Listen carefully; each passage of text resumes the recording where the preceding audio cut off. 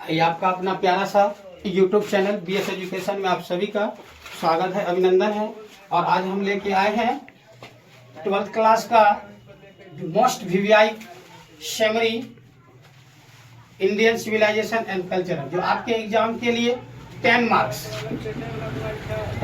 Fix है। ये आपके एग्जाम में हर साल आया है, इस बार भी आएगा। ये 10 मार्क्स क्वेश्चन है, इसको याद कर ले। आपका 10 अंक जो है आपके अकाउंट में हो जाएगा। ये आपके लिए बहुत ही मोस्ट इम्पोर्टेंट क्वेश्चन है, summary Indian civilisation and culture. और इस 10 मार्क्स को अपनाने के लिए, ग्रहण करने के लिए आप मेरे वीडियो के अंत तक लगे रहिए, जिससे कि आपको 10 मार्क्स का मालिक हो सकते हैं। ये आपके सामने है, बहुत ही निम्न भाषा में गांव देहात के स्टाइल में हम भारतीय इंडियन सिविलाइजेशन कल्चर का समरी लेके आए हैं, जो एक बार पढ़ लेने के बाद भूलने का तो कोई चांस ही नहीं है। ये हमारी समरी एकदम लो से लो बच्चों के लिए, जिसको कि इंग्लिश का ज्यादा ज्ञान ना भी हो, फिर भी वो इस समरी को देखकर और पढ़कर समरी लिखने और बोलने का तरकीब सीख जाएगा। एकदम इजी से इजी भाषा में हम लेके आए हैं इंडियन सिविलाइजेशन एंड कल्चर का समरी। तो देखिए इस प्रकार है। पहला है क्या, आपका क्वेश्चन है स्क्रीन पर, write down a summary of the essay Indian civilisation and culture.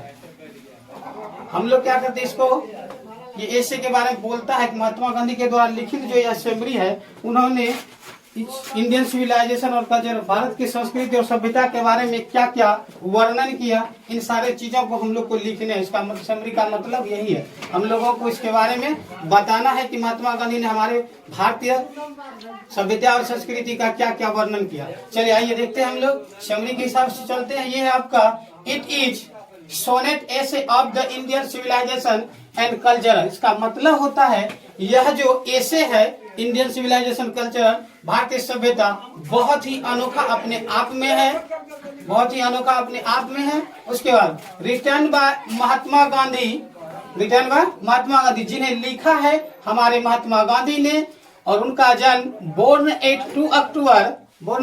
2 October 1869 AD eight Porbandar इन गुजरात में।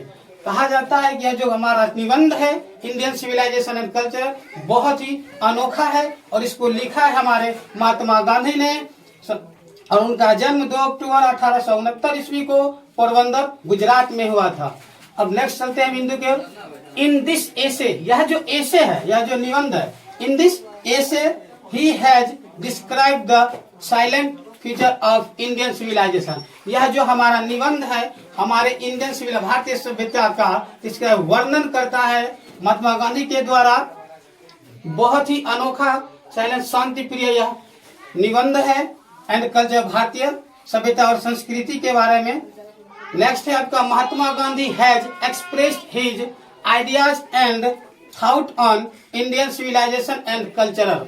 क्या कहता है, महात्मा गांधी है एक्सप्रेस किया था इसके अपने आइडिया, अंदाज और अनुभव के हिसाब से, थॉट ऑन इंडियन सिविलाइजेशन के बारे में, इंडियन भारतीय सांस्कृतिक और सभ्यता के बारे में उन्होंने अपने आइडिया, अंदाज, अनुभव के साथ वर्णन किया था। He felt that Indian he evolve such civilization which is not beaten in the world. कहता है यह जो इंडियन सिविलाइजेशन है, यह वर्णन करता है, यह विकसित, हमारा जो इंडियन भारतीय सभ्यता संस्कृति है, यह विकसित है, ना किसी दूसरे देश के प्रति कुछ विटन मारपीट झगड़े का बात से, ऐसा कुछ भी नहीं इसमें है। यह इन्होंने वर्णन किया था इन द वर्ल्ड के लिए। It is based on sound foundation and its seed were sown by our एक्सटर्स।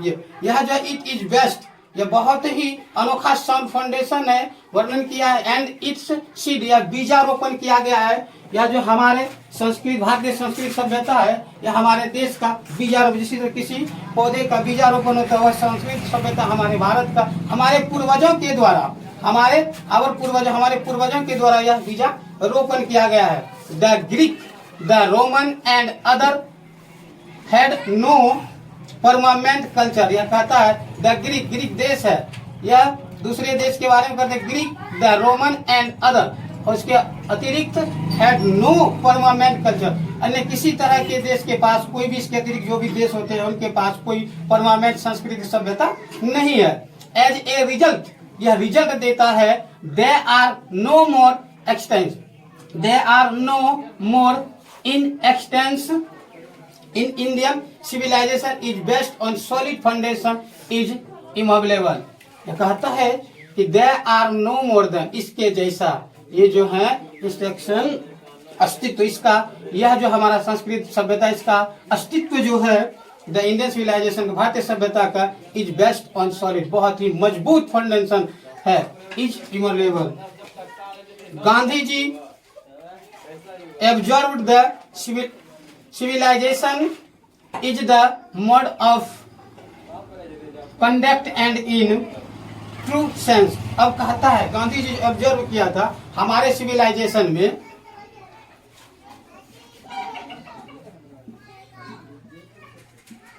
हमारे सिविलाइजेशन में मोड बनाया था, कंडक्ट किया था, conduct and in the true sense, इसमें सत्य और अहिंसा की पूजा के बारे में, हमारा जो देश सत्य और अहिंसा के पीछे चलता है उनके बारे में इन्होंने चर्चा किया है।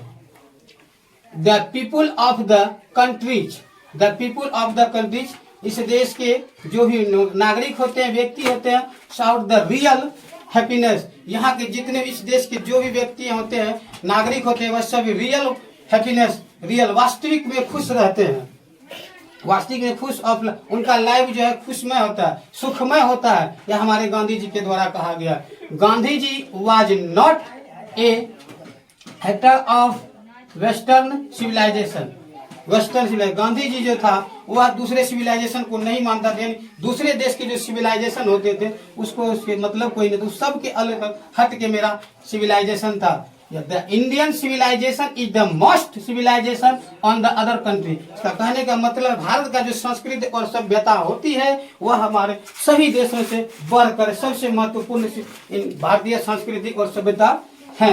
ये हमारे महात्मा गांधी जी के द्वारा भारतीय इंडियन सिविलाइजेशन की जो चर्चा हुई है, ये है आपका इस वीडियो में, जो गांधी जी ने अपने देश के बारे में, अपने देश की सभ्यता और संस्कृति के बारे में कहा था, वो आपके लिए इस एग्जाम के लिए बहुत ही महत्वपूर्ण है, वीवीआई टॉपिक है ये 10 मार्च का। सो आप लोग इस वीडियो में देखिए, बहुत ही इजी और आसान लैंग्वेज में हम लेके आए, जो एक बार पढ़ ले तो फिर से भूलने की कोई बात नहीं है। इसी तरह आप लोग मेरे वीडियो के साथ बने रहें और नेक्स्ट आगे नए टॉपिक के साथ आते रहेंगे। और मेरी वीडियो यदि अच्छी लगे तो लाइक और सब्सक्राइब कीजिए। Thanks.